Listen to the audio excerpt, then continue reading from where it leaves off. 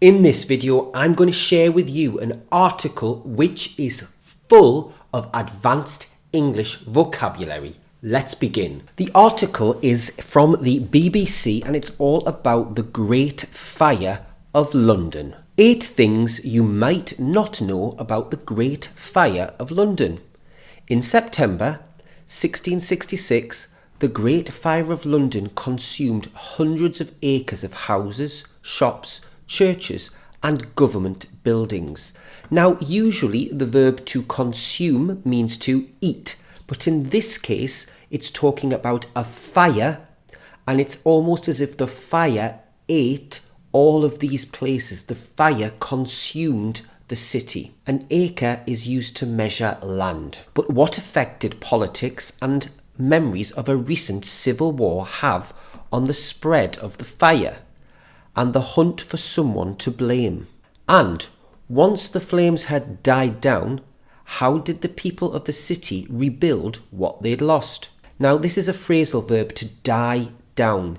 If there has been a lot of commotion, there's been, for example, lots of people shouting in the street like a demonstration, and then it all becomes quiet, we say it has died down. So if you imagine the fire, it was in full swing, the fire was burning brightly, and then the fire died down. All is answered in a short history of the Great Fire of London on BBC Sounds. Written by Danny Marshall, narrated by John Hopkins, and with insights from historian Rebecca Rideal, here are just a few of the facts they dig up from the ashes. An insight is an interesting fact. And the ashes are what are left after a fire. Now, I will leave a link to this article so that you can listen to this podcast. Pudding Lane wasn't named after desserts. In English, a pudding is a type of dessert. So, for example, you could say ice cream is a dessert, and then there is certain types of pudding which are a type of dessert. The Great Fire famously started at Thomas Farriner's bakehouse on the tasty-sounding Pudding Lane. So they're saying that the name Pudding Lane makes it sound delicious. Tasty means delicious. But this name was not named after sweet treats. Pudding is actually a medieval name for organ meat or offal, which was carted away from the butchers of Eastcheap to be dumped in the river Yum. So this yum is sarcastic. Yum is an interjection. It's what we make when we think something is delicious. What they are describing is not delicious. Organ meat, it's talking about all of the parts of the meat from the animal that nobody wants. This phrasal verb, to be carted away, means to be taken away in a cart. Here is a picture of a cart. If something is carted away, it means taken away in a cart. Number two, the initial response was slow. So the first reaction of the people to the fire was slow. On hearing of the fire, King Charles II sent for St Thomas Bloodworth, the city's Lord Mayor, to demolish houses in order to stop the fire's spread. To demolish means to destroy a building. But not wanting to cede influence or power to the king, Bloodworth ignored this request and went back to bed. To cede influence means to give influence or power away. To cede, to give something away, in this case, power. Locals, that means the people that lived there, initially tried to put out the fire with buckets of water, to no avail. This is a fantastic expression. We use this when something is not successful. He tried to put out the fire to no avail. It means unsuccessfully. That is a definite C2 formal expression. Number three, they may have used fire engines. Now, have you noticed we have here these quotation marks? That's because fire engines like we have today, such as the one on screen, did not exist then. So this is saying they used fire engines, but they weren't really fire engines, not like we know today. A form of the fire engine existed in 1666, though nothing like the ones we know today. These were carts with huge barrels of water. Here is a picture of a barrel on screen with pumps attached. However, these were only used if they could fit down the narrow streets, and usually they couldn't. Many blamed the Dutch. A Dutch person is someone from the Netherlands or Holland. Angry and frightened Londoners began to point fingers at as the fire spread. To point a finger, this is an idiom and it means to blame somebody. Britain was at war with the Dutch at the time, and it wasn't long before locals blamed Dutch and French spies for starting the blaze. The blaze is a synonym for the fire. There were reports of many attacks on foreign-born people during the fire, including the Spanish ambassador's assistant, which only stopped when a member of the nobility intervened. The nobility, these are members of the aristocracy. They are lords and ladies and those people who were very rich, who owned land. And intervene means to get involved. If you see a fight and you try to stop it, we say that you tried to intervene in the fight. The confusion only worsened.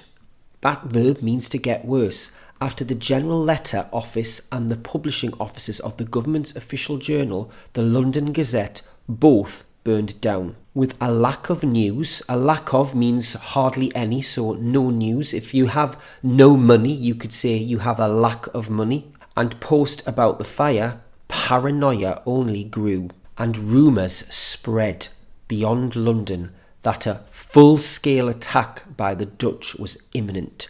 A full-scale attack means not just in London, it means all over the country, and imminent means it could happen at any moment. The fire led to a surge in car prices. When we have a surge in prices, it means that all of the prices go up. A surge, it means something goes up, usually very fast. As people evacuated, an influx of cart owners made their way into the city during the blaze.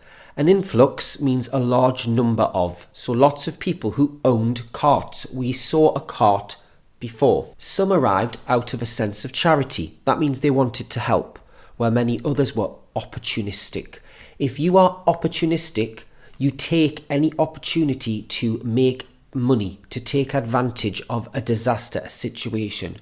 The cost of hiring a cart rocketed from a couple of shillings to the equivalent of thousands of pounds as desperate Londoners tried to escape through the city gates with their possessions.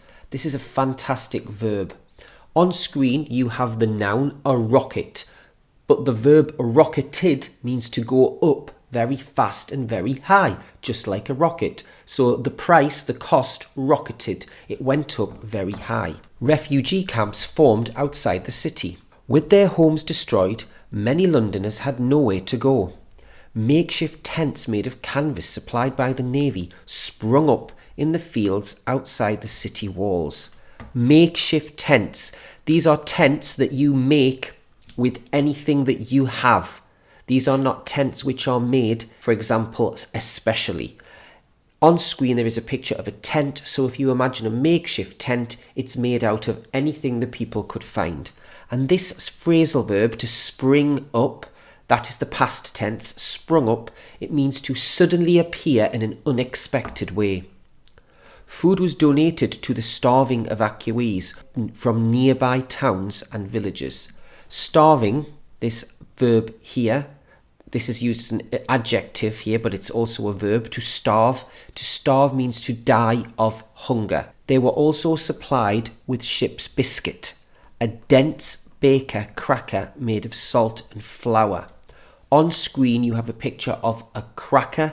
It is a savoury, so not sweet, type of biscuit. The very kind made in the bakery where the fire started.